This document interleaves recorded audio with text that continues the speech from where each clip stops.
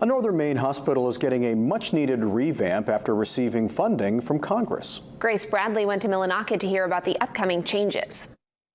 I learned long ago, if you're not growing and expanding, you're moving backwards. Millinocket Regional Hospital is moving forward as they receive a $3.5 million federal grant for major renovations, slated to begin June next year. The last time we did a major expansion process here at MRH was in the 90s. Right now, at any given hour, on any given day, our emergency department is filled. This project will double the size of our working bays from 5 to 10, and it provides a number of enhancements to the care we provide.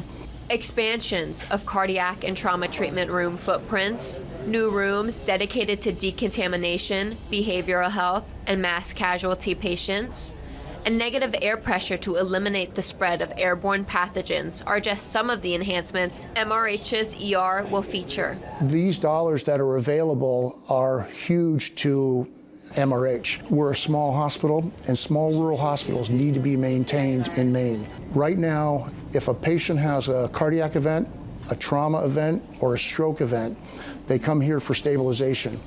If this hospital is not here, or other rural hospitals in Maine are not available, those patients are made to travel at least 40 to 50 miles to the nearest hospital. Their chance of survival is diminished. Their chance of a positive outcome is diminished. If Millinocket wants to revitalize, and the Millinocket area wants to revitalize after the closure of the mills, it's important that we have adequate health care, a very functioning, welcoming hospital, adequate schools, and without these things in place, we can't think that revitalization is going to happen anytime soon.